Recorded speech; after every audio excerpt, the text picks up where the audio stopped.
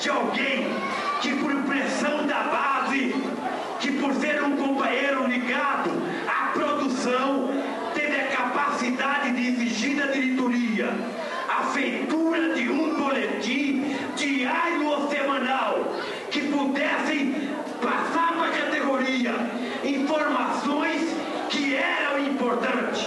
E a gente não poderia lhe chamar aqui e agora, sem nenhum prejuízo de nenhum companheiro da minha diretoria, de chamar aqui o companheiro Gilson Luiz Correia de Menezes, prefeito de Diadema, que em 1979 era um mero diretor de base da Scania Vabis do Brasil. E foi ele que teve a ideia, foi ele que pressionou, foi ele que exigiu que a diretoria criasse esse boletim. Por isso, gente, nesta noite em que a gente comemora o 1000º número do boletim do sindicato, nada mais justo do que a gente agradecer ao companheiro Gilson a ideia, a perseverança e a cobrança que ele fez à diretoria do sindicato para que a gente pudesse ter esse boletim. Seu Nunes, quem foram as pessoas que se reuniram para criar a tribuna? Você lembra? Quem é que estava junto para vamos criar isso aqui agora? Bom, criar não fala nada. Eles foram atrás de mim que ia fazer um jornal. Foi o Paulo Vidal. Não lembro, tinha um cara que era tesoureiro na época, não me lembro o nome dele, esse foi também. Foram os dois, Paulo Vidal e o tesoureiro, que eu não estou lembrado do nome. O empenho foi desses dois aí, os outros depois só aprovaram. Você não era jornalista, então? Não, aí já estava na Folha, trabalhando na Folha já. Ah, já era jornalista, né? Aliás, eu gostei da história que o 71. senhor contou aí sobre sua formação de jornalismo. É. Como é Já que foi? estava na Folha. O senhor aprendeu a ser jornalista dentro do jornal, né? É, dentro do jornal. Quando é que o senhor resolveu? Eu falei, quero ser isso aí. Quando eu era criança. Queria ser jornalista quando eu era criança. Meu pai que falava, esse aqui vai ser jornalista. Eu não sei, está querendo ser agora? Criança, você queria ser jornalista, mas o que te chamava a atenção, assim, que você... Não sei, eu pegar jornal velho, assim, quando era jornal velho, eu vi que ficava olhando. Você queria escrever? Sem saber ler, já ficava... Queria escrever? Queria escrever. E assim foi. É. Meu pai não era nada, meu pai foi prefeito da cidade lá onde eu nasci, em Tirapina, e era poeta. Ah, já estava no sangue, já estava encaminhado. Ô, Silvio, me diga uma coisa, a linha editorial lá daquele começo para hoje não mudou? Não mudou. O que talvez o jornal ele tenha avançado um pouco mais foi na diversidade de assuntos, né? Se você faz uma comparação com o que era a pauta do jornal no tempo que o Nunes fazia com o que é hoje, você vai perceber que lá ele tinha uma pauta muito voltada às questões relacionadas ao mundo do trabalho, não é? Ou quase que exclusivamente voltadas a isso. Não tinha o que a gente chama de perfumaria. Exatamente. Esporte, cultura. Exatamente. Tinha, mas assim, na comparação com o espaço que ocupa, era infinitamente menor, né? Talvez a grande diferença tenha sido essa. Hoje, essa diversidade de assuntos, ela começa a estar mais presente no jornal. Sim. É lógico que a relação de trabalho, o mundo do trabalho, ele continua sendo o foco principal. O foco principal, é a nossa matéria-prima, né? Mas a gente consegue hoje ter muito mais abertura, né? Para tratar de outros assuntos que estão presentes, né? Em relação àquela época. Isso a gente conquistou porque, eu digo, o jornal conquistou pelo fato de ele ser um dos poucos jornais brasileiros que circula com uma periodicidade bastante grande, né? Sim. De terça a sexta-feira, quer dizer, que quase que todo dia na semana a gente tem que fechar um jornal novo, né? Com quantas páginas ele sai hoje? Ele sai com 4 páginas. Ele sai com 4 páginas. A tiragem média dele é de 45 mil exemplares. Né? Tão boa quanto de jornais grandes, Eu acho que assim, difícil de afirmar, mas eu acho que aqui no ABC... Na época já saía com 15, 20. Com 15, 20, né? Fazia. Ele já nasceu com 15, 20 mil exemplares. Porque só numa fábrica aí, se for distribuir, né? Gravou. Exatamente. E já chegou a ter 70 mil exemplares no dia.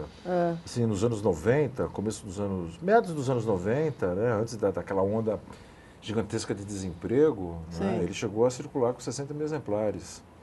Né? Imagina, é um jornalão, né? É um jornalão, claro. Hoje, sei lá, tiragem dos jornais diários, assim, os grandões, não é muito maior. Diária, assim, pelo menos de segunda a sexta, não é muito maior do que isso. Eu imagino que não. E acho que principalmente aqui no ABC, entendeu? Que apesar de ser uma região bastante próspera do ponto de vista do desenvolvimento industrial, econômico, a gente carece de jornais, de meios de comunicação, de mídias, né? Enfim. Certo. A divulgação é feita na porta da indústria ainda, assim, não? De mão a mão mesmo jeito, mesmo? A distribuição? Distribuição. Uma parte pequena do jornal, eu diria que alguma coisa como 30% dele é feito dessa maneira ainda hoje. Sim. Mas o grosso, ele é distribuído no que a gente chama de diretor de madeira. O que é isso? O diretor de madeira é uma caixinha, né? Que fica num local de destaque, seja no refeitório da fábrica ou na entrada, onde o pessoal passa ali para distribuir, para bater o cartão, não é? Na portaria. E então, todas as indústrias permitem que o jornal seja colocado lá, não tem problema nenhum? Não, o jornal ele é distribuído dessa maneira, eu diria que em mais ou menos 120 locais de trabalho, 120 fábricas. Essas fábricas elas vão totalizar alguma coisa como perto de 75% da tiragem do jornal. Né? Sim. E a menor parte, como eu te disse, é o distribuído que antigamente, carinhosamente, se chamava de patulê, né? Papelzinho patulê, companheiro, entendeu? Patulê. Que é feito eu pensei em patuar. Não, é patulê para você ler, né? Vamos ver mais um vídeo, a gente já continua a conversar? Vamos lá. E dizia, é preciso a gente fazer um boletim para a gente poder difundir matéria de jornais, porque o peão não consegue ler jornal. É preciso o sindicato se responsabilizar em levar o jornal para o peão dentro da fábrica. E a gente criou o boletim. Da forma mais humilde possível. E hoje, a peãozada já não quer mais saber apenas da notícia de jornal. Hoje a peãozada está mais exigente. A peãozada quer saber da notícia que ela própria escreve dentro da fábrica, denunciando o chefe, denunciando o feitor, denunciando o gerente, denunciando o diretor. Por isso, gente, São Bernardo fez escola. São Bernardo não fez escola apenas no campo do sindicalismo. Porque São Bernardo, na verdade, é o responsável pela criação dos boletins do movimento sindical. São Bernardo é o responsável pela criação da Central Única dos Trabalhadores. E São Bernardo, por que não dizer, para a imprensa registrar, é o responsável pela criação do Partido dos Trabalhadores. Seu Nunes, você imaginava que a tribuna teria uma vida tão longa? Ou você achava que era uma luta passageira, assim, quer dizer, tinha que estar ali num momento específico, tal? Ou você estava pensando realmente que ele poderia chegar agora, 40 anos? Eu mais em termos de momento, é isso? Mas eu sempre achei que o jornal, seja qual for ele tem um papel destacado. Sim. Os nossos, no que nós fazemos, tem o papel de mobilizar os trabalhadores, conscientizar. E o que os patrões fazem, os dos patrões, tem ao contrário disso aí, né? Exatamente o contrário. O papel da imprensa está por aí. Depende da qualidade de quem faz a imprensa, né? E como ela é feita, qual é os assuntos que ela aborda, ela se destaca por aí. Agora, a Tribuna foi assim dos primeiros jornais dos sindicatos? Ou outros sindicatos já tinham? Não, ele tinha de monte. Eu, por exemplo, o primeiro que eu escrevi quando instalou a ditadura, em 64, foi a Folha Bancária, o Sindicato Bancário de São Paulo. A ditadura se instalou no dia... Que dia foi? De abril? De abril? 1º de abril, né? 1º de abril. Embora eles adotem o 31 de 1º de março, abril. foi 1º de abril. Dia da mentira. 1º de abril. 10 dias depois eu já estava fazendo a primeira folha bancária. Ah, então é tradição já, né? É. Vamos de música, daqui a pouco a gente continua o papo? Vamos lá. Vamos lá. Vou tocar uma um pouco mais modernética, tecnológica. Tocar o Mantra Eletro Samba. Mantra Eletro Samba. Fé em Deus.